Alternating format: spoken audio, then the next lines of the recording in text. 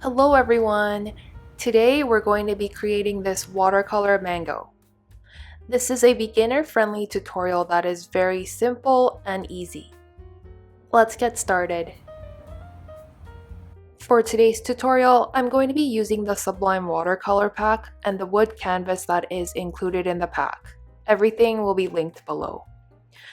I've drawn a very simple sketch that you can download and use, so let's go ahead and insert that. Go to add and insert a photo. Here is the sketch. Let's go to the layers panel and make a new layer so that we can start to color.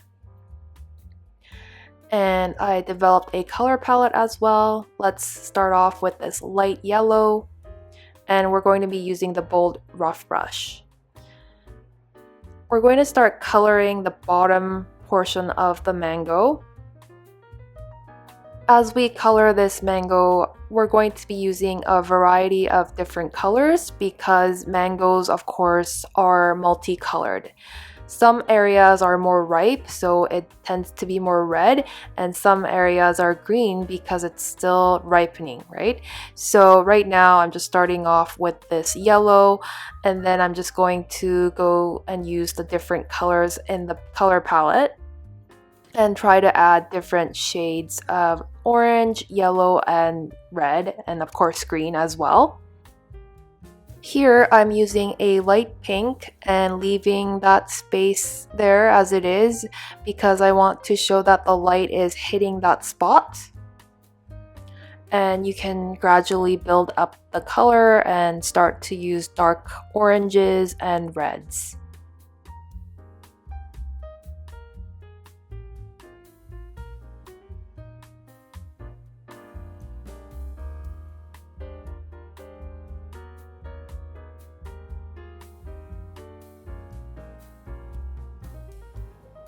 Once you have the whole mango colored, we're going to get the basic blender to smooth everything out. You don't have to smooth out every little detail because we might want to see a little bit more watermarks. And so I'm going to do it kind of gently here and there. Once that's done, we'll make a new layer. And now we're going to add some greens to this mango. We'll start off with this color here and color the end here. I just want to make the right side predominantly green. And gradually you can build it up to a darker green and just use a variety of different greens.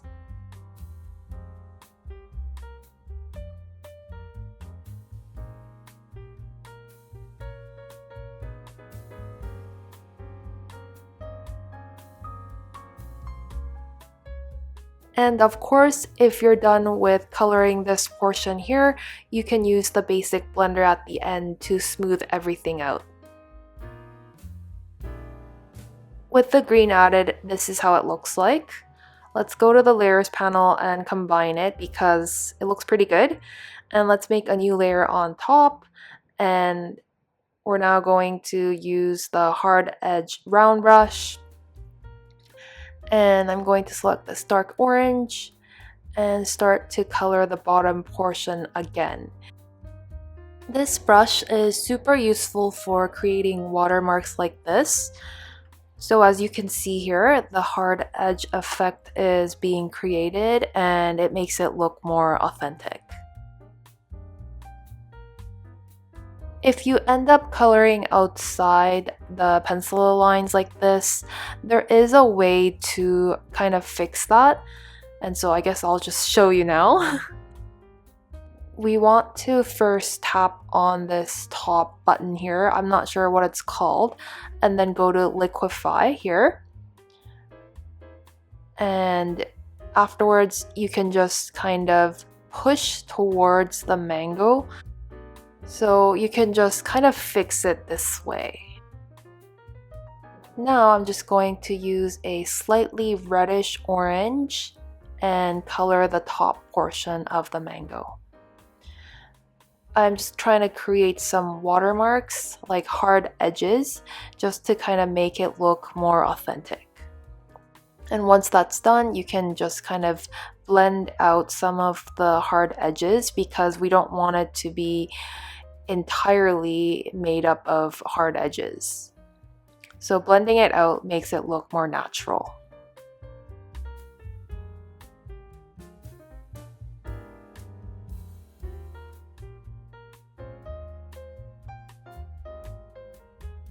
Another way to add watermarks is by using the water drops brush. And you can select any color you want and just basically press down with the Apple pencil and you'll be able to create realistic watermarks like these. This is totally optional, only if you want to add these characteristics. Once that's done, you can merge all of the layers together and make a new layer on top and make it a clipping mask. And now we're going to use a stamp. Bloom number 1 will work the best here. And you can select any color you want. I selected a very dark red and I'm just going to stamp along the top of the mango here. And then just kind of test it out here and there. You can use this stamp to enhance some of the areas and add more colors to make it look more 3D. So if you add darker versions of that same color along the edges, it will make the mango look more 3D and kind of pop it out of the canvas. Now I'm testing out this Bloom number 3 stamp and rotating it around so that it will kind of fit the whole mango. And you can resize it, place it wherever you want. And just to let you know, I'm doing this on a completely new layer. You can blend out some of these marks to make it look more natural. And let's make a new layer on top and just color the stem here.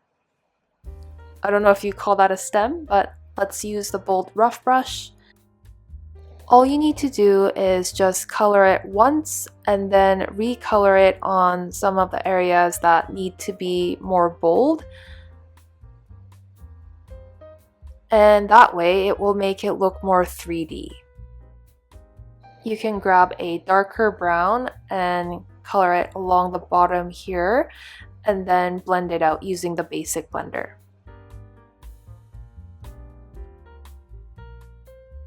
Now we're going to add some shadows, so let's make a new layer and bring that to the very bottom above the sketch, and we're going to be using the hard edge round brush. Let's grab a very light gray. You can pick one from the color palette and just basically color along the bottom here like this. Doesn't have to be perfect. I'm just kind of randomly coloring this area here. Doesn't have to be accurate. And then you'll want to select a slightly darker gray and then go over this bottom area here, right below. And once that's done, we'll make a new layer on top and make that a clipping mask. And let's just use this Bloom number 1 stamp. I grabbed a light blue and I'm just going to stamp around and just kind of enhance this shadow.